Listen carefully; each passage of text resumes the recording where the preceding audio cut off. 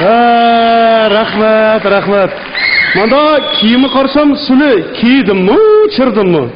Kiydim, chirdim. Ana jarayonda o'zim chirdim. Ha.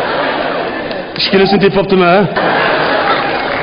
Ben bir narsa so'g'im kelayotdim. Men suli chelayotgan muzikani faqat ko'rib boqmoqchiman.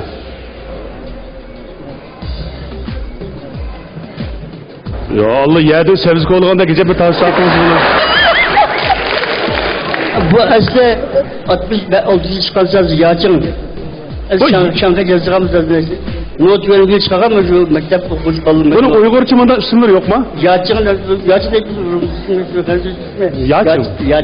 Yağçın. Burun battı mami köygen. Çişivamızı gidegen gepken de bu yağçın. Erdo çoğusu hangçın da bağlayıp gelme, lekin ben yağçın da bağlayıp gelme. Şuma müzikini ben bir rast körpak batıp gelme.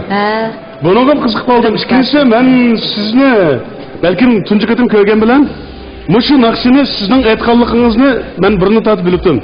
Muşu naksini Şinjan'a çokum siz takattınız mı değil mi? Bu Çırnınki tağının naksı. Şuna koy.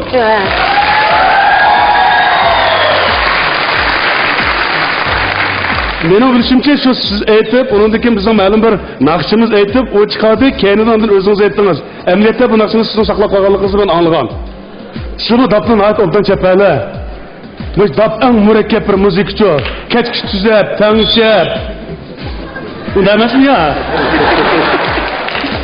Şimdi çok capa tatlı, şunu birbirine gebek masası sizler.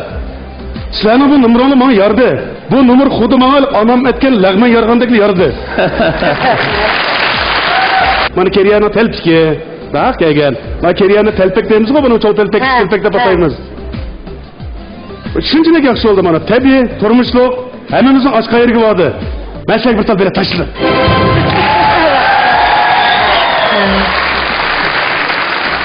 Küçüğünler pek çıraylık maslaştığınlar hem abay degendek avazımı şunçilik yıkımlık. Sizin bu nakşınızını ben aşı lenteden anlagan, anlap şunçilik yaktırattım, şunçilik yaxşı gördüm. Abay Abdülkerim efendim mi dedi, kanda kimler etti, kanda boğanlı. Lekin hemmimizge şunda tanıştık. Bu başka abay isler çıkıp başlı baylam, hemmimiz kötürülüp kettik. Bizim tamaşıbınlarımız adı tas kaldı, bizim oturğuç oynağımız şunçilik ketdi. Ben tutup aldım bayan.